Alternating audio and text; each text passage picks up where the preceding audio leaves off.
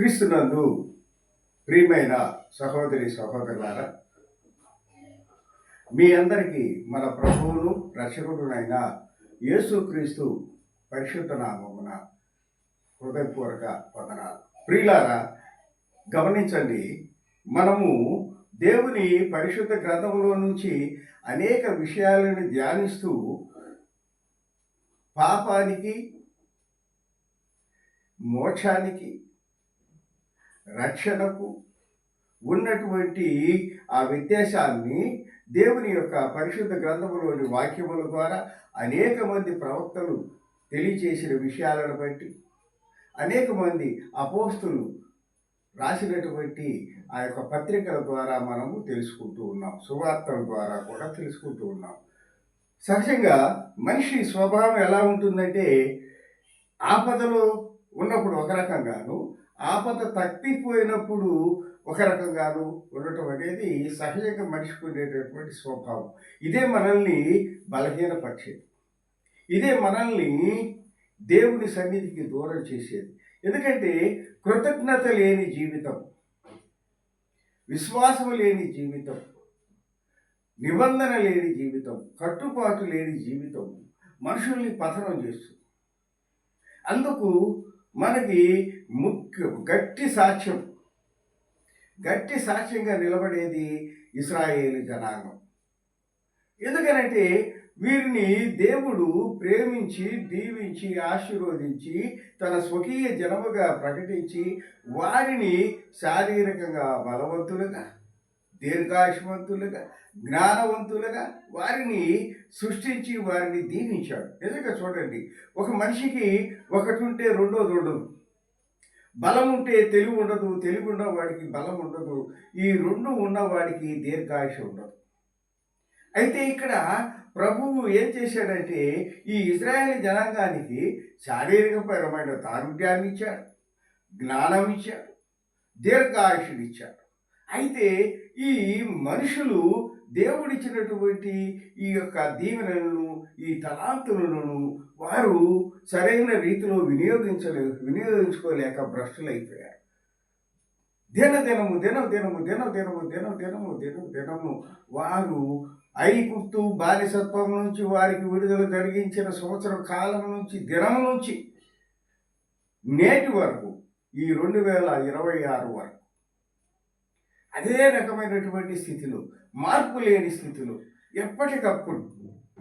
ఎప్పటికప్పుడు తమను తాము మోసగించుకుంటూ దేవునిని కూడా మోసగిస్తూ తెలియనటువంటి ఒక మూర్ఖత్వంలో ఉండి ఆ ఇశ్రాయేలు జనాంగము అనేక శ్రమలు, సోదరులు ఎలాగ అనుభవిస్తుందో మనం చూస్తూ ఉన్నాం.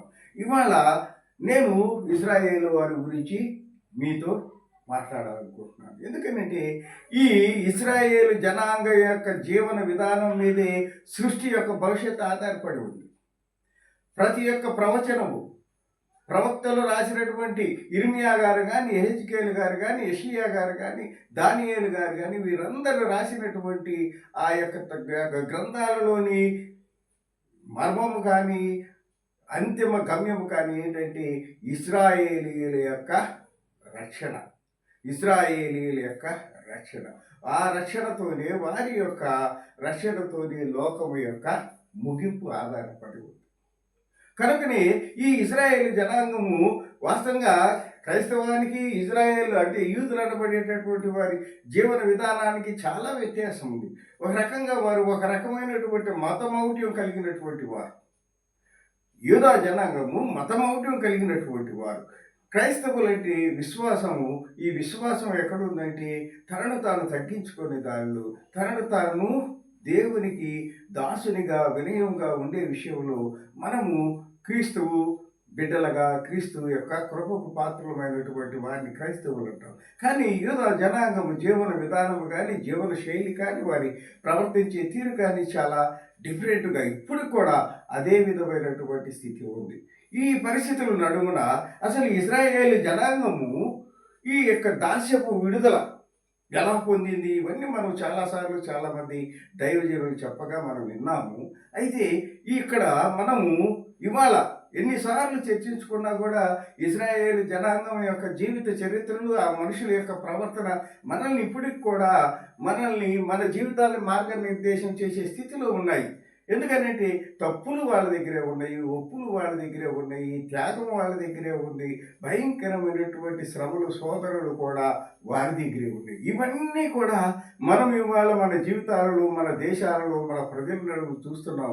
కనుక ఎప్పటికప్పుడు మనం ఇజ్రాయేలు జనాంగం యొక్క జీవిత చరిత్రని, వారి యొక్క ప్రారంభ జీవితాలని, వారు ఎలా గడిపారు, ఏ విధంగా ఉన్నారు, ఆ ప్రవక్తలు ఏ రకంగా వారి కోసం ప్రాకులాడి ప్రార్థన చేసి కన్నీరు విడిచి దేవుని పాదాల చేత వారు ఇజ్రాయేలు జనాంగం రక్షణ కొరకు ఏ రకంగా పాటుపడ్డారో మనం చూస్తూనే ఉన్నాం. ఇవాళ ఆ యొక్క ఇజ్రాయేలు జనాంగానికి సంబంధించి ఈ యొక్క భూమికి మొత్తానికి సృష్టి స్థితి లయ అంటాం చూసారా, ఆ రకమైనటువంటి వాటన్నిటికీ మూలమైనటువంటి ఈ ఇజ్రాయేలు జనాంగం యొక్క దాస్యపు విడుదల గురించి ఏమని ఉంది? నెహెమ్యా 9వ అధ్యాయము 15, 16, 17 వచనాల్లో నెహెమ్యా అనేటటువంటి భక్తుడు ఏ రకంగా దేవుని సన్నిధిలో ప్రార్థన చేస్తూ తన జాతి ప్రజలు ఇశ్రాయేలీల కోసము ఏ రకంగా ప్రార్థన చేస్తున్నాడో, తమ ఒప్పుల్ని ఏ విధంగా తన తండ్రి రక్షకుడైనటువంటి యెహోవా ప్రభు పాదాల చేత ఒప్పుకుంటున్నాడో మనం చదువుకొని ఈనాడు మనము మన జీవన విధానం కూడా ఇదే రకంగా ఉందా లేదనేది మనం ఈ యొక్క వాక్య ధ్యానం అయిపోయిన తర్వాత మనల్ని మనం పరిశీలించుకొని సరి చేసుకోవడానికి ఇది ఒక అవసరముగా, ఒక మార్గంగా మనకి కనపడుతుంది. కాబట్టి ఇప్పుడు నేను నెహెమ్యా 9వ అధ్యాయము 15, 16, 17 వచనాలని చదివి ఈ యొక్క ప్రభు వాక్య ధ్యానంలోకి వెళ్దాం. చూడండి, నెహెమ్యా 9వ అధ్యాయము 15, 16, 17 వచనాలు. క్లుప్తంగా ఈ యొక్క ఇశ్రాయేలు జనాంగం యొక్క ఐగుప్తు దేశం నుంచి ఎలా ప్రయాణమైంది, ఏమైంది సంక్షిప్తంగా చెప్తున్నారు. దీంట్లో వినండి. వారి ఆకలి తీర్చుటకు దేవా, వారి ఆకలి తీర్చుటకు ఆకాశము నుండి ఆహారమును, వారి దాహము తీర్చుటకు బండలో నుండి ఉదకమును తెప్పించితివి. వారికి ప్రమాణం చేసిన దేశమును స్వాధీనపరచుకొనవలనని వారికి ఆజ్ఞాపించితివి. అయితే వారును మా పితరులను గర్వించి లోబడనల్లక నీ ఆజ్ఞలకు చెవియొగ్గకపోయిరి. వారు విధేయులగుటకు మనసు లేని వారై తమ మధ్య నీవు చేసిన అద్భుతములను జ్ఞాపకము చేసుకొనక తమ మనసును కఠినపరుచుకొని తాము ఉండి వచ్చిన దాస్యపు దేశమునకు తిరిగి వెళ్ళుటకు ఒక అధికారిని కోరుకొని నీ మీద తిరుగుబాటు చేసిరి.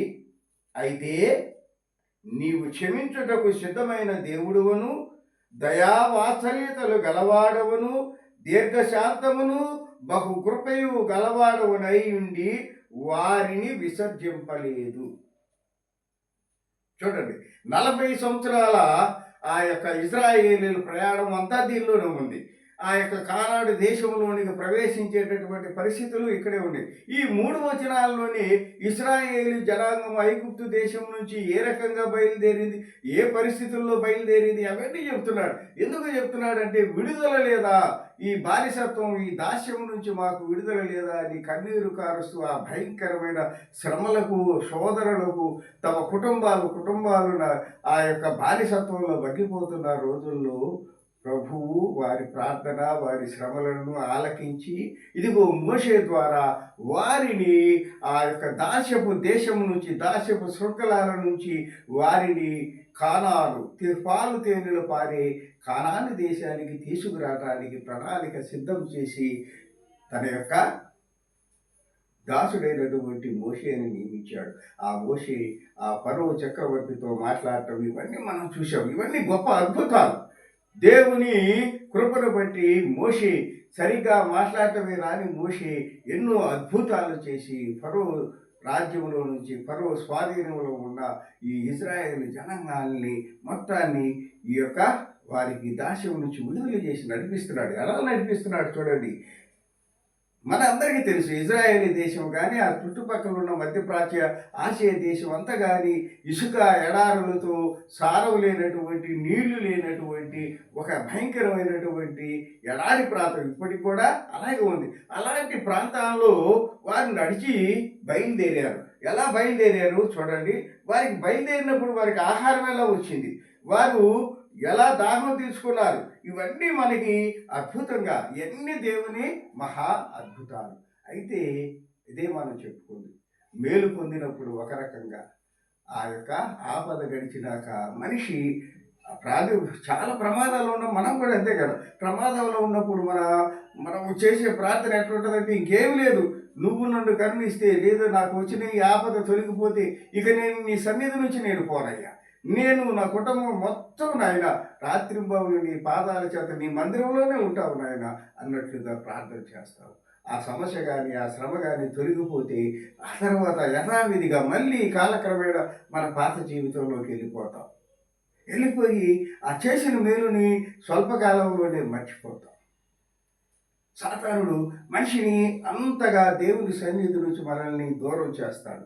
కాబట్టి ప్రియమైన సహోదరి సహోదరులారా, గమనించండి, మన జీవితాలు కూడా ఎన్ని కష్టాలు వచ్చినాయి, ఎన్ని ఒడిదుడుకులు వచ్చినాయి, వీటన్నిటిని మనం ఏమనుకుంటామంటే మన తెలివితేటలతో, మన జ్ఞానంతో, మనకున్నటువంటి ఈ పరిచయాలతో మనం ఇవన్నిటిని అధిగమించామనుకుంటాం. కాదు, దేవుని కృపను బట్టి, దేవుని శక్తిని బట్టి, ఏదో ఒక వ్యక్తి రూపంలో, ఏదో ఒక సహాయం రూపంలో నీవు వీటన్నిటిని అధిగమించగలిగేవే కానీ వేరే విధంగా నీ జ్ఞానాన్ని బట్టి, నా జ్ఞానాన్ని బట్టి కాదనే సత్యాన్ని మనము ఎప్పటికప్పుడు గుర్తుపెట్టుకోవాలి. ఇక్కడ ఏమన్నాడు చూడండి, ఈ ఎడారిలో బయలుదేరినటువంటి వీరికి వారి ఆకలి తీర్చుటకు ఆకాశం నుండి ఆహారం.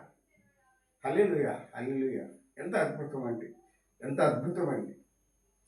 ఆకాశం నుంచి మన్నా కురిపించాడండి. ఏ రోజుకి ఆ రోజు ఫ్రెష్ అండి.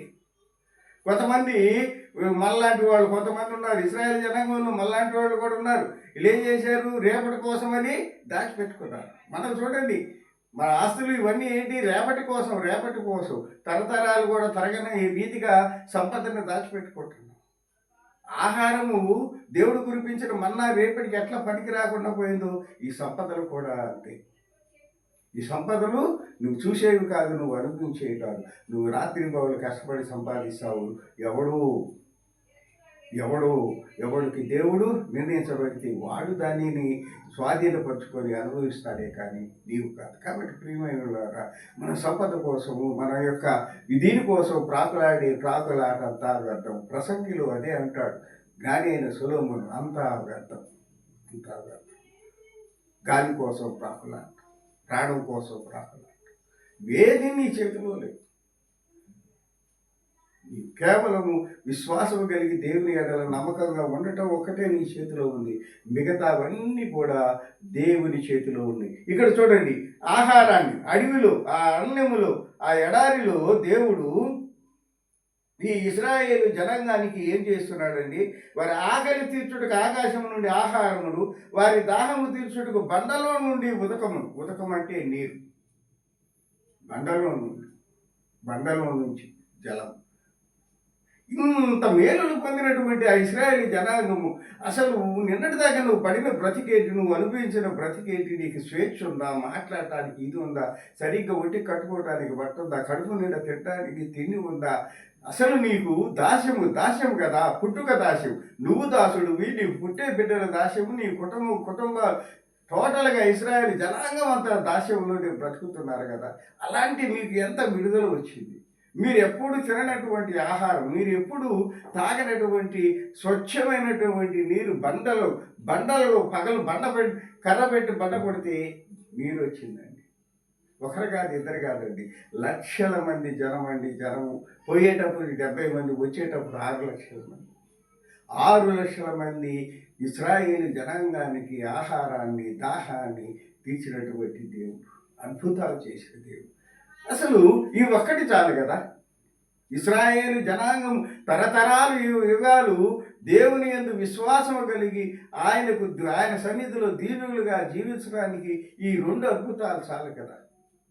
40 సంవత్సరాల అరణ్యములో నీకు ఏ లోటు లేకుండా, ఏ పూట పస్తు లేకుండా ఆహారము, నీకు దప్పిక తీర్చడానికి ఎప్పటికప్పుడు నీరు అందించినటువంటి ఎడారిలు అరణ్యములు అందించినటువంటి దేవుని కృపను ఒక్కసారి నువ్వు ధ్యానం చేసుకుంటే, ఫరో చక్రవర్తి కఠినమైన హృదయాన్ని నిన్ను పగలగొట్టి నిన్ను ఆ బానిస దాస్యపు శృంఖల నుంచి తీసుకురావడానికి ప్రభు ఆ యొక్క ఫరో సంవత్సరంలో ఐగుప్తు దేశంలో చేసిన 10 అద్భుతాలు చాలవా?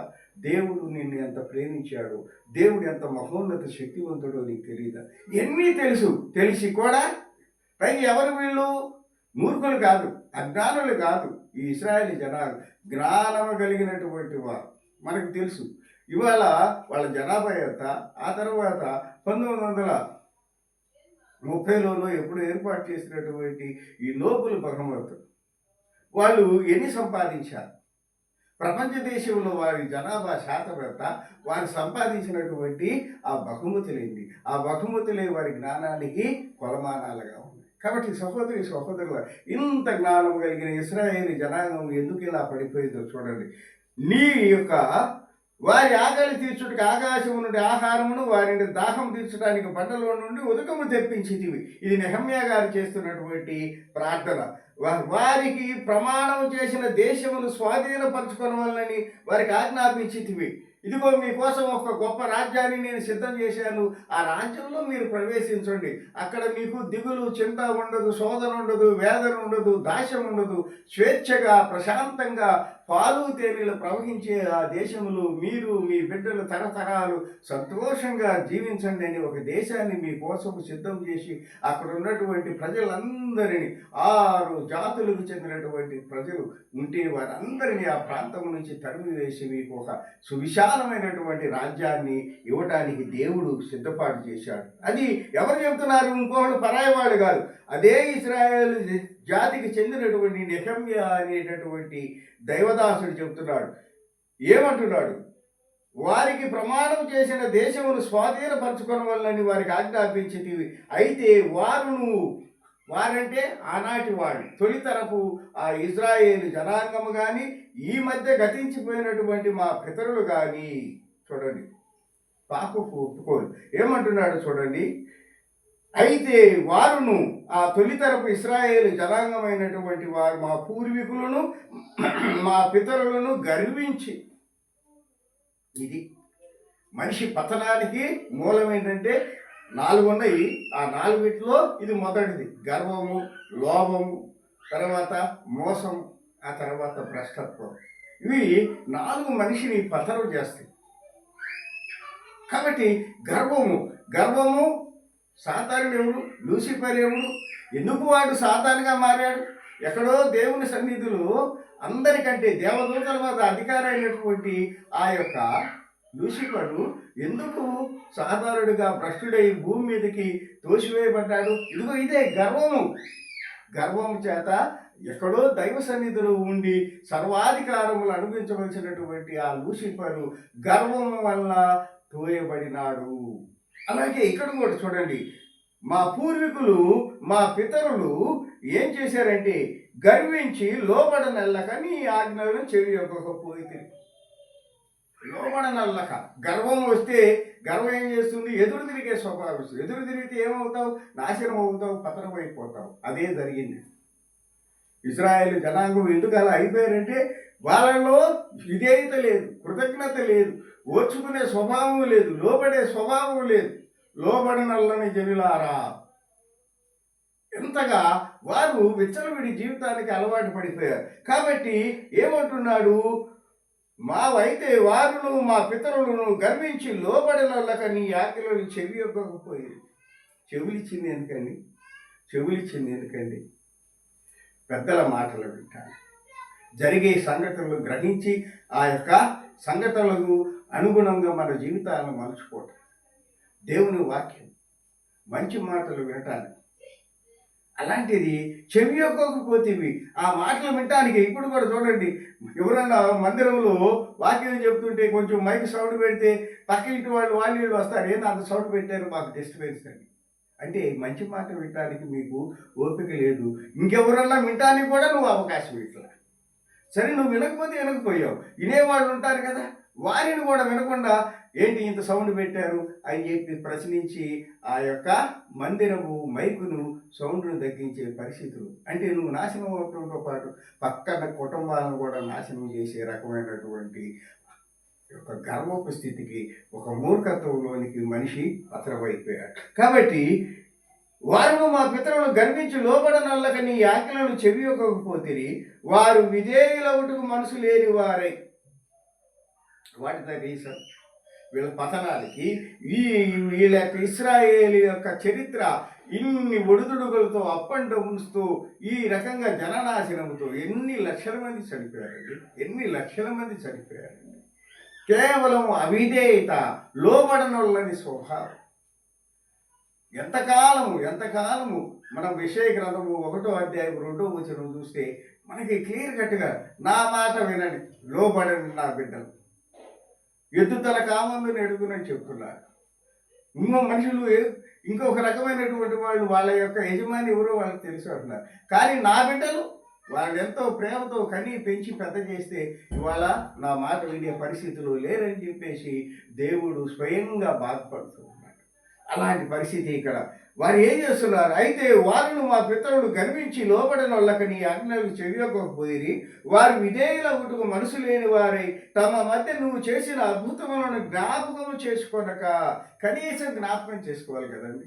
మనకి ఎవరైనా సహాయం చేస్తే మనందరం కుటుంబ సభ్యులు అందరూ కూర్చున్నప్పుడు ఆ మాటలు పలానప్పుడు పలానా మనము ఎంతో ఇబ్బంది పడుతూ ఉంటే మనకి సహాయం చేశాడు. నిజంగా మనము వాళ్ళని వాళ్ళ కుటుంబాన్ని మర్చిపోకూడదండి. అరే ఆయన చనిపోయాడు అంటే సరే, ఆయన చనిపోతే చనిపోయాడు, ఆయన పిల్లలనైనా మనము మంచిగా చూసుకోవాలి. ఎందుకంటే వాళ్ళు చేసిన మేలు మామూలుది కాదు అని ఇట్లా చిన్న చిన్న విషయాలకే మనం ఎంతో కృతజ్ఞత కలిగి ఉంటామే.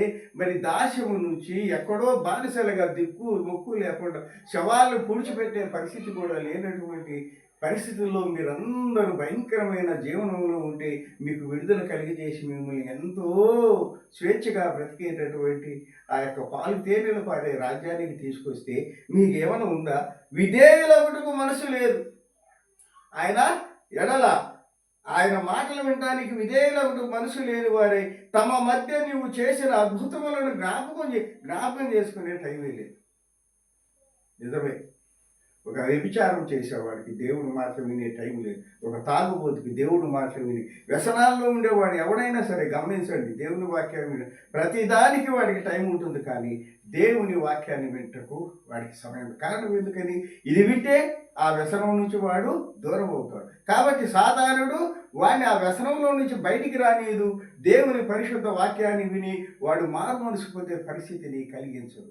అందుకని వ్యసనాలు ఉండేటటువంటి వాళ్ళు విడిగా ఉన్నప్పుడు నిజమే మీరు తప్పు చేస్తావు అని అనుకుంటారు. మళ్ళీ ఒకవేళకి వాళ్ళు అది తాకుండా లేకపోతే తప్పు చేయకుండా ఉండలేరు. ఒక విధమైనటువంటి బలహీనత, శరీర బలహీనతకు సాధారణ పెట్టే ప్రలోభాలకు లొంగి వారి జీవితాలు భ్రష్టత్వానికి అప్పగించుకొని నరకానికి పాత్రలు అవుతారు. ఇక్కడ కూడా అదే ఏమైంది? 6 లక్షల జనం బయలుదేరారు, సనగటం మొదలుపెట్టారు. మమ్మల్ని ఈ ఎడారిలో చంపేయడానికి తీసుకొచ్చావా మోజెస్? ఇదిగో ఈ యొక్క అరణ్యాల్లో నీళ్లు లేకుండా ఏమి లేకుండా మమ్మల్ని చంపడానికి తీసుకొచ్చావా? మేము అక్కడే ఏదో కూలో నాలో చేసుకొని దాసిపు బ్రతుకో బానిస బ్రతుకో ఆడే బ్రతికేవాళ్ళం కదా అని ఇలా సనగటం మొదలుపెట్టారు. అందుకని ప్రభు ఓచుకొని ఏం చేశాడు? ఆ బయలుదేరినప్పుడు ఉన్న 6 లక్షల మందిలో 2 తప్పనిచ్చి మిగతా వాళ్ళందరూ చనిపోయేదాకా ఇన్ని 40 రోజుల్లో వెళ్ళాల్సినటువంటిది 40 సంవత్సరాలు. 40 రోజుల్లో చేరవలసిన గమ్యము 40 సంవత్సరాలు పట్టింది. ఎందుకని?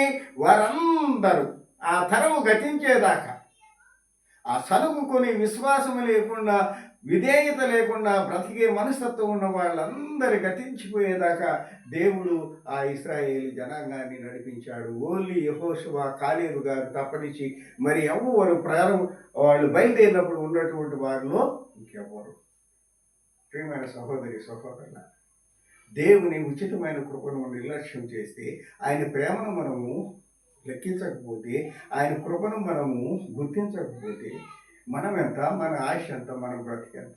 చూడండి, తన స్వకీయ జనము తను ప్రేమించి దీవించి ఆశీర్వదించి నిర్మించినటువంటి నిబంధన చేసుకున్నటువంటి ఇశ్రాయేలు జనాంగము ఇంత మేలును కూడా మర్చిపోయి జ్ఞాపకం చేసుకోనొల్లక కనీసం జ్ఞాపకం చేసుకోవడానికి కూడా వాళ్ళు ఇష్టపడనటువంటి కఠినమైన హృదయాల స్థితికి వచ్చారు. అందుకని నెహెమ్యా బాధపడుతున్నాడు. నీ ఆజ్ఞలు చెవియకపోయి వారు విధేయులగుటకు మనసు లేని వారై తమ మధ్య నువ్వు చేసిన అద్భుతములను జ్ఞాపకం చేసుకోనక తమ మనసును కఠినపరుచుకొని తాము ఉండి వచ్చిన దాస్యపు దేశమునకు తిరిగి వెళ్ళుటకు ఒక అధికారిని కోరుకొని నీ మీద తిరుగుబాటు చేసిరి. మనం చెప్పుకుంటే ఏంటి, నీళ్లు లేని, ఈ అన్నం లేని, ఈ ఎడారులో, ఈ ఇంట్లో మమ్మల్ని ఈ పాముల చేత వాటి చేత కలిసి చంపేయడానికి తీసుకొచ్చారా అని సనగటం మొదలేసి వారు ఏం చేశారండి, శనిగారు హృదయాలను కఠినపరుచుకున్నారు. దాస్యపు దేశానికి తిరిగి కావాలంటే మమ్మల్ని ఆ యొక్క ఐగుప్తు దేశానికి పంపించండి, మాకు అసలు దేవుడు వద్దు, ఈ మార్గం వద్దు, మాకు పాలు తేనెలు పారే దేశము వద్దని ఎదురు తిరిగి దేవుని ఆజ్ఞలకు తలవంచకుండా వ్యతిరేకించారు. తాము ఉండి వచ్చిన దాస్యపు దేశమునకు తిరిగి వెళ్ళుటకు ఒక అధికారిని కోరుకోండి, మాకెవరో ఒకరి అధికారిని నియమించండి, ఆయన నాయకత్వంలో మేము తిరిగి ఐగుప్తు వెళ్ళిపోతాము, ఆ దాస్యమే మాకు బాగుందంట. చూడండి అదే అంటారు మనము కనకపు సింహాసనమున సునకము కూర్చుండతగిన తీసుకొచ్చి కూర్చోబెడితే అది ఆ యొక్క దాని మీద కూర్చోదని పెద్దలు చెప్తారు. అయితే ఇంత గొప్ప జనాంగాన్ని మనము సునకంతో పోల్చలేం కాబట్టి నాకు ఆ ఉదాహరణ చెప్పడానికి మనసు రావట్లేదు. కాబట్టి నిన్ను తీసుకెళ్ళి అత్యున్నతమైనటువంటి స్థితిలో నిలబెడితే ఆ స్థితి నుంచి నేను అక్కడ ఉండలేను, నేను నా దాస్యపు జీవితానికి వెళ్తాను, ఆ బానిసత్వమే బాగుంది, ఆ దౌర్భాగ్య జీవితమే బాగుంది, ఆ స్వేచ్ఛ లేని జీవితమే బాగుంది అనే స్థితికి సాతానుడు మనిషిని పడవేశాడు. తాము ఉండి వచ్చిన దాస్యపు దేశమునకు తిరిగి వెళ్ళుటకు ఒక అధికారిని కోరుకొని నీ మీద తిరుగుబాటు చేసి. చూడండి, భ్రష్ట జనాంగమా లోబడినొల్లని పిల్లలారా, ఇంకెంతకాలం నేను మిమ్మల్ని సహించేదని దేవుడు స్వయంగా తన ప్రవక్తల ద్వారా హెచ్చరించాడు. అది నా వారు వినలేదు. అయినప్పటికీ ప్రేమ కలిగిన దేవుడు గనక, తండ్రి గనక, ఇదిగో ఇప్పుడు ఈ 17వ వచనంలో ఆయన యెహోవా దేవుని ప్రేమ గురించి నెహమ్యా గారు చెప్తున్నారు. చూడండి ఏమంటున్నాడు, అయితే నీవు క్షమించుటకు సిద్ధమైన దేవుడవను, దయావాత్సల్యతలు గలవాడవను, దీర్ఘశాంతమును బహు కృపయు గలవాడవనై ఉండి వారిని విసర్జింపలేదు. ప్రేతల నిజంగా కదా. కొన్నిసార్లు ఊహించుకోండి, అసలు మన పరిస్థితి ఏంటి, మన జీవితాలు ఏంటి, మనము అసలు ఇవాళ బ్రతకడానికి మనకు వేగుతుందా, మనము క్రైస్తవులు అనిపించుకోవడానికి మనకు అర్హత ఉందా? అయితే ఏంటి, దేవుని కృపను బట్టి మనందరం క్రైస్తవులుగా ఏదో మెడలో ఒక సంఖలో ఒక బైబిల్ పెట్టుకొని మనము మందిరానికి వెళ్ళి నామకార్థం క్రైస్తవులకు బ్రతుకుతూ వస్తున్నాము. కానీ నిజంగా దేవుని శక్తి కలిగి, దేవుని పరిశుద్ధాత్మ శక్తి కలిగి ఆయన ఆగ్రహిస్తే మనము అలాగే మాడిపోం. మనం చేసిన అతిక్రమాలకి, మనం చేసిన పాపాలకి, మనం బ్రతుకుతున్న ఈ యొక్క లోపభూయిష్టమైనటువంటి జీవన విధానానికి నిజంగా దేవుని ఉగ్రత మన మీదకి వస్తే ఎవరమైనా తట్టుకొని నిలబడగలమా? గమనించండి ప్రియమైన వాళ్ళారా.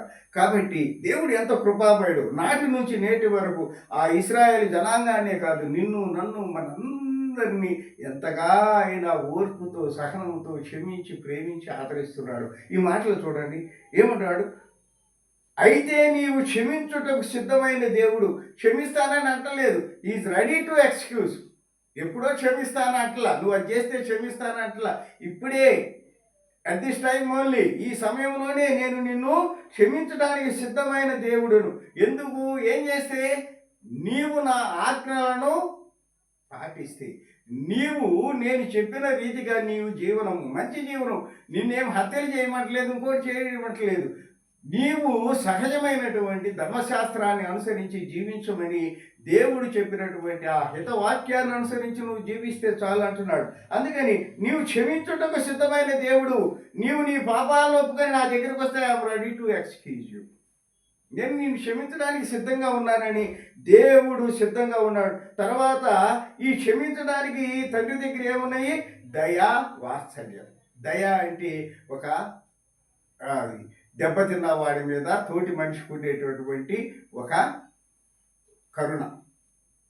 వాత్సల్యము బిడ్డల మీద ఉంటుంది. వాత్సల్యము, దయ అనేది ఏమో పరాయి వాడి మీద ఉండేటటువంటిది. ఆపదలు ఉన్నప్పుడు జనరల్గా మనుషులకి కానీ ఎవరికైనా కలిగేటటువంటి భావన. ఇది వాత్సల్యం అనేది బిడ్డల మీద ఉండేటటువంటి. కాబట్టి నిన్ను పొరుగువాడిగా ప్రేమిస్తున్నాడు, నిన్ను సొంత బిడ్డగా క్షమించడానికి వాత్సల్యతలు గలవాడు. అంతేకాకుండా దీర్ఘశాంతము. ఇంతకాలం ఇన్ని చేసినా ఎందుకు? ప్రభువు దగ్గర శక్తి లేకనా, లేకపోయినా ఆగ్రహించలేకనా, శపించలేకనా, నాశనం చేయలేకనా కాదు కదా. నిన్ను నేను ఏర్పాటు చేసుకున్న స్వకీయ జనానివి, నా బిడ్డవి అనేటటువంటి ఒకే ఒక్క కారణాన్ని బట్టి, నీ పితరులతో ఆయన చేసినటువంటి నిబంధనను బట్టి ఇశ్రాయేలు జనాంగము వారి యొక్క ఆది తండ్రులైనటువంటి అబ్రహాము, ఇస్సాకు, యాకోబు దేవుడు వారికి ఇచ్చిన నిబంధనను బట్టి దీర్ఘశాంతము గలవాడై ఏం చేస్తున్నాడండి? దీర్ఘశాంతమును బహుకృపయు, కృప కలిగినటువంటి వాడు. ఈ 3 మాటల్లోనే మనము రక్షింపబడ్డాము, మనం బ్రతికి ఉన్నాము. రేపు మనం ఒకవేళ పరలోకం వెళ్ళగలమంటే ఇదిగో ఈ 3టిని బట్టి కృప కలిగిన వాడు, క్షమ కలిగిన వాడు, దయావాత్సల్యములు కలిగినటువంటి దేవుడు, దీర్ఘశాంతము కలిగినటువంటి వాడు. ఇన్ని సుగుణాలు ప్రభువులో ఉండబట్టి పాపినైనా భ్రష్టులమైన నువ్వు నేను నాటి ఇశ్రాయేలు జనాంగం నుంచి నేటి వరకు ఇశ్రాయేలు జనాంగం జీవించి ఉన్నాము అంటే కారణము దేవునిలో ఉన్నటువంటి దీర్ఘశాంతము, క్షమాగుణము, దయా వాత్సల్యము, కృప.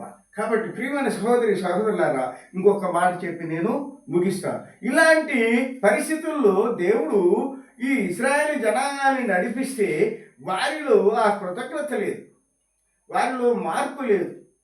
అయితే దావీదు ఏమంటాడంటే, ఈ యొక్క నెహమ్యా చేసిన ప్రార్థన విసర్జించలేదు, నువ్వు వదిలిపెట్టలేదు మా పూర్వీకుల్ని అని చెప్పేసి నెహమ్యా దేవుని యొక్క గొప్పతనాన్ని, దేవుని యొక్క ఔదార్యాన్ని అక్కడ ప్రార్థనలు గుర్తు చేస్తే, ఇక్కడ కీర్తనలు 9వ అధ్యాయము 1-2 వచనాల్లో దావీదు గారు కూడా దేవుని యొక్క ప్రేమను, తన పూర్వపు జనాంగాన్ని ఆయన కాపాడి నడిపించిన విధానాన్ని గుర్తు చేస్తూ ప్రభువుని ఇదిగో ఈ రీతిగా స్తుతిస్తున్నాడు. కీర్తనలు 9వ అధ్యాయము 1-2 వచనాలు. నా పూర్ణ హృదయంతో నేను యెహోవాను స్తుతించెదను. ఎందుకని? నీ అద్భుత కార్యములన్నిటినీ నేను వివరించెదను. నీవు నా పూర్వీకులు, నా ఇశ్రాయేలు జనాంగానికి నీవు చేసిన అద్భుత కార్యాలన్నీ నేను విన్నాను, నేను చదివాను. కనుక ఏమంటున్నాడు? యెహోవా నీ అద్భుత కార్యములన్నిటినీ నేను వివరించెదను. మహోన్నతుడా, నేను నిన్ను గూర్చి సంతోషించి హర్షించుతున్నాను, సంతోషపడుతున్నాను. ఎందుకని? నీవు నా తండ్రి అయినందుకు, నీవు నా దేవుడు అయినందుకు, నీవు నా రక్షకుడు అయినందుకు, నీవు నా పక్షముగా ఉండి నన్ను నడిపిస్తున్నందుకు, నా ఇశ్రాయేలు జనాంగం 12 గోత్రాల ప్రజలని నీవు నడిపిస్తున్నందుకు నేను సంతోషంగా ఉన్నాను. మహోన్నతుడా, నేను నిన్ను గూర్చి సంతోషించి హర్షించుచున్నాను, స్తుతించుచున్నాను, నిన్ను నేను ప్రార్థించుచున్నాను. నీ నామమును కీర్తించెదను. నేను నీ నామముని కీర్తించెదను. ఎందుకని? నేను నీ బిడ్డనై ఉన్నాను, నీవు నా తండ్రివై ఉన్నావు. నన్ను, నా ఇశ్రాయేలు జనాంగాల్ని కాపాడిన దేవుడు ఏమంటున్నాడు? నీ అద్భుత కార్యముల ద్వారా మా యొక్క జనాంగాన్ని రక్షించావు. నీ కృప, నీ వాత్సల్యము, నీ దయ, నీ క్షమాగుణము, నీ దీర్ఘశాంతము మమ్మల్ని ఇంతవరకు నడిపించి కాపాడిన దేవ, యెహోవా నా దేవ, నా పూర్ణ హృదయముతో నేను యెహోవాను స్తుతించెదను అని దావీదు గారు తన 9వ కీర్తనలో దేవుని స్తుతిస్తూ ఆయన చేసిన ఏ మేలుని మరవకూడదని మనల్ని అందరికీ గుర్తు చేస్తున్నాడు. కాబట్టి ప్రియ సహోదరి సహోదరులారా, గమనించండి, పాత నిబంధన గ్రంథంలోని ఈ ఇశ్రాయేలు జనాంగ జీవన విధానము, వారు తొట్టిల్లి పడిపోయినటువంటి ప్రతి సందర్భంలోనూ అనేక మంది ప్రవక్తలు కన్నీరు కార్చి దేవుని సన్నిధిలో ఈ యొక్క ఇశ్రాయేలు జనాంగం అందరి నిమిత్తము ప్రార్థన చేసి వారిని మరలా తిరిగి దేవుని సన్నిధికి నడిపించడానికి ఏ రకమైన శ్రమలు పొందారో, ఏ రకమైనటువంటి భయంకరమైనటువంటి పరిస్థితులు వారు ఎదుర్కొన్నారో మనము ఈ యొక్క ప్రార్థన నిబంధన గ్రంథంలో చూస్తాం. ఇప్పుడు నెహెమ్యా గారు అనేటటువంటి ఒక భక్తుడు, ఒక దాసుడు ఏ విధంగా దేవుని సన్నిధిలో తమ యొక్క జాతిని ఏ రీతిగా ప్రభువు నడిపించి కాపాడాడు. ఎందుకు మేము ఇంకా బతికున్నాము, మేమందరం ఇలా ఉన్నామంటే కారణము నీ దీర్ఘశాంతము, నీ కృప, నీ దయా వాత్సల్యమని దేవుని పాద సన్నిధులు ప్రార్థన చేస్తూ కన్నీరు విడుస్తూ కృతజ్ఞతలు చెల్లిస్తున్నాడు. మరి మన జీవితాలని, మన కుటుంబాలని, మనల్ని ఇంతకాలము ఇంత పనికి మాలమైనప్పటికీ మనల్ని కాపాడి నడిపిస్తున్నటువంటి దేవుని ఎడల మనము అంతే కృతజ్ఞత కలిగి ఉండాలి కదా. ఇంకా వారికంటే మన జీవన విధానంలో మనం ఇంకా భ్రష్టులమైపోయాం. ఎందుకని? టెక్నాలజీ పెరిగింది, మనిషికి మోసం చేయటం ఏంటో, ద్రోహం చేయటం ఏంటో అది వెన్నతో పెట్టిన విద్యలాగా మారిపోయింది. కాబట్టి మనిషిలో నైతికత విలువలే లేవు. భ్రష్టత్వం మనల్ని ఆవరించిపోయింది. సాతాను మనల్ని కమ్మేశాడు. ప్రతి అవయవంలో మనకి సాతాను యొక్క క్రియలే కనపడుతూ ఉంటాయి. గమనించండి, చిన్న బిడ్డ మొదలుకొని వృద్ధుల వరకు కూడా. ఒకప్పుడు వృద్ధులంటే జ్ఞానానికి ప్రతీక, దర్శన చుట్టూ వారికి దీవెనకరమని. అలాంటి పరిస్థితులు ఇప్పుడేం లేవు. అలాంటి మనస్తత్వాలు ఇప్పుడు ఏమి లేవు. ప్రతిదీ చెడిపోయింది. అదే ప్రభువు ఆదికాండం 5వ అధ్యాయంలో అంటాడు, భూమిని చూస్తే అంత మనుషులంతా చెడిపోయినట్టుగా కనపడదు. అదే పరిస్థితి ఇవాళ ఉంది. అదే రాకడ పరిస్థితులు. అప్పుడు జలప్రళయం వచ్చింది, ఇప్పుడు రెండవ రాకడ రాబోతుంది. అలాంటి భయంకరమైన విపత్కర పరిస్థితుల్లో మనం బ్రతుకుతున్నాం. సాతాను భూమిని మొత్తం ఆక్రమించాడు. ప్రజలందరినీ నాశనం వైపు తీసుకెళ్తున్నాడు. ఎవరము కూడా మనం పాపం వైపు, నరకం వైపు వెళ్తున్నామని స్పృహ లేని స్థితిలోనికి తీసుకెళ్ళాడు. మనం చేసేది తప్పు అనేటటువంటి జ్ఞానము కూడా మనకి ఇవ్వకుండా ప్రతిదీ వాడు చేస్తున్నాడు, నేను చేస్తున్నాడు. వాడు చేసింది కరెక్ట్ అయితే నేను చేసింది కరెక్టే కదా, ఆ అమ్మాయి చేసింది కరెక్ట్ అయితే నేను చేసింది కూడా కరెక్టేనని ప్రతి ఒక్క స్త్రీ, ప్రతి ఒక్క పురుషుడు, ప్రతి ఒక్క కుర్రవాడు, ప్రతి ఒక్క కుర్రమ్మాయి, ప్రతి ఒక్కళ్ళు పాపంలో మునిగిపోయారు. తప్పనే భావన లేకుండా భ్రష్ట జీవితాలు జీవిస్తున్నారు. కరెక్ట్గా గమనించండి. మీరు 5, 6, 7, 8 అధ్యాయాలు చదవండి ఆదికాండము. అక్కడ పరిస్థితులు ఎలా ఉన్నాయో నోవహు జలప్రళయానికి ముందు, ఇప్పుడు అదే పరిస్థితులు. అప్పుడైతే జలప్రళయము, ఇప్పుడు మనం తయారు చేసుకున్న అణ్వాయుధాలే మనల్ని మింగేయబోతున్నాయి. అది అగ్నిగోళాల యుద్ధము త్వరలో రాబోతుంది. ఆ నాశనము మనకు రాకముంది, ఆ భయంకరమైనటువంటి శాపగ్రస్తమైన ఆ దినాలు రాకముంది నువ్వు, నేను, మన రక్షకుడు, దీర్ఘశాంతము, దయావాత్సల్యములు కలిగిన తండ్రి అయినటువంటి యేసు క్రీస్తు ప్రభు వారి పాదాల చెంత చేరి పాపక్షమాపణ, రక్షణ పొంది మన జీవితాలను మార్చుకోవడం వల్ల మనకు వచ్చే నష్టం ఏం లేదండి. ఈ ఒక్క విషయం మనం ఎందుకు గమనించలేకపోతాం? నీ జీవితాన్ని, లోకరీతి జీవితాన్ని మార్చుకోవటం వల్ల వచ్చే నష్టమేమీ లేదు, లాభమే.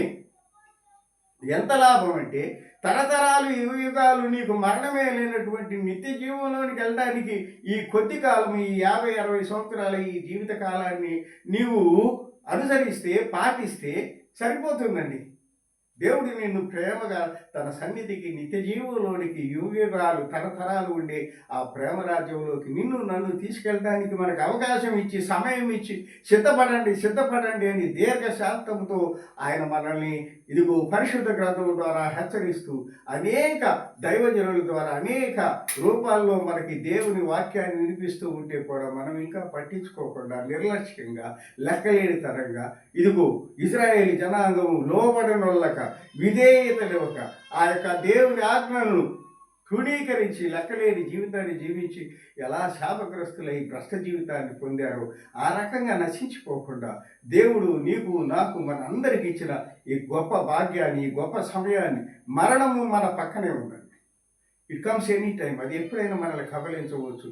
ఈ మరణము నిన్ను ఈ యొక్క భూమిలోకి తీసుకెళ్ళకముందే నీవు, నీ తండ్రి, నీ రక్షకుడు, నీ సృష్టికర్త అయిన దేవుని పాదాల చెంతకు చేరి పాపక్షమాపణ, రక్షణ పొందు. సంతోషంతో ఈ శరీరాన్ని విడిచి నీ ఆత్మ ప్రభు చెంతకు చేరటానికి నిన్ను నువ్వు సిద్ధపరచుకో. ఇది ఒకరు ఇంకొకరికి ఇచ్చేటటువంటి సహాయం కాదు. ఎవరి హృదయం వారిది, ఎవరి పాపం వారిది, ఎవరి రక్షణ వారిది. కాబట్టి ప్రతి ఒక్కరూ, ఒక భర్త అయినా, ఒక భార్య అయినా, చిన్న బిడ్డల్ని, తమ కుటుంబంలో ఉన్న చిన్న బిడ్డల్ని మీరు ఆ యొక్క దేవుని కృపలో పెంచండి. తల్లిదండ్రులు మీ ఇంట్లో ఉన్న ప్రతి ఒక్కరిని, వృద్ధులేమి, పెద్దలేమి, ప్రతి ఒక్కరు దేవుని కృపలో వర్ధిల్లటానికి, దేవుని పాద సన్నిధిలో మీ పాపాలను పోయి రక్షణ పొంది దేవుని కృపకు పాత్రులై పరలోక రాజ్యంలో ప్రవేశించడానికి ఇదే తగిన సమయం, ఇదే అనువైన సమయం. ఇదిగో ఇశ్రాయేలు జనాంగంలాగా మనము భ్రష్టులు కాకుండా మనల్ని ఆ దేవుడు కృప కాపాడి నడిపించును. ఈ కొద్ది మాటలు దేవుడు మన వెనుకల్లో దీవించి ఆశీర్వదించిన కాక ప్రార్థన చేసుకుందాం. కృప కలిగిన నా తండ్రి, ప్రేమగలిగేసిన నాయన ఇదిగో నాయన అల్పుడిని అయోగ్యునైనా నాయన మీ సన్నిధిలో నిలవబెట్టి మీ పరిశుద్ధ గ్రంథంలో నుంచి నాయన ఇశ్రాయేలు జనాంగములు నాయన వారి దాస్యము నుంచి విడిపింపబడినప్పటికీ నాయన మీరు చెప్పిన పాలు తేనెలు పారే నాయన నూతన రాజ్యంలో ప్రవేశించడానికి ఇష్టపడక తిరిగి దాస్యంలోనికి వెళ్ళటానికి సిద్ధపడినటువంటి ఆ బానిసత్వ మనసు నుంచి, ఆ సాతాను బంధనాలతో కూరుకున్న ఆ మనసు నుంచి ఆ బిడ్డలను దీర్ఘశాంతముతో ప్రేమతో క్షమించి కాపాడి నడిపించి నాయనా వారిని నాయన దాసి విమోచన చేసిన నా తండ్రి. ఇదిగో నాయన మేము కూడా సాతాను పాపం అనే దాసి విమోచనలో చిక్కుకుపోయాం నాయన. మేము బయట పడలేకపోతున్నాము నాయన. బయట పడటానికి ప్రయత్నించి తిరిగి మళ్ళీ ఇశ్రాయేలు జనాంగం ఏ రకంగా దాస్య జీవితానికి అదే బాగుందని చెప్పి ఐగుప్తుకి వెళ్ళటానికి ఎలా సిద్ధపడ్డారో అలా కూడా మేము కూడా నాయన మా పాప జీవితం నుంచి బయటకు వచ్చి కూడా బయట ఉండలేక తిరిగి దాంట్లో పడిపోవటానికి నాయన ప్రయత్నిస్తూ ఉన్న బలహీనం నాయన సాతానుడు శోధిస్తున్నాను నాయన కృప చూపండి నాయన. పాపపు దాస్యపు శృంఖలాల నుంచి ఆ పాపం అనే బానిసత్వం నుంచి మా అందరికీ విడుదల దయచేసి నాయనా నీ సన్నిధి నీ కృప నాయన నీ దీవెన మాకు తోడుగా వచ్చి పాప క్షమాపణ రక్షణ వాడి మీ పరిశుద్ధ రక్తం ద్వారా మాకు అనుగ్రహించినటువంటి మీ రక్షణను అనుభవించుటకు స్వాస్థ్యంగా స్వీకరించి మీ పాద సన్నిధికి నీ బిడ్డలుగా పరలోక రాజ్యంలో ప్రవేశించుటకు దయచూపమని యేసయ్యా ఈ వాక్యం వింటున్న ప్రతి బిడ్డకు నాయన ఆదరణ అనుగ్రహించండి. హృదయంలో మార్పు తీసుకురండి నాయన. ఇవి విని వదిలేసే మాటలుగా కాక నాయన ఇవి నన్ను రక్షించేవి, నా ప్రభు సన్నిధికి నా తండ్రి సన్నిధికి నిత్య జీవంలోకి నడిపించే మాటలని గుర్తించి నాయన ఆ రీతిగా తాము శరీర పరంగా ఆత్మీయ పరంగా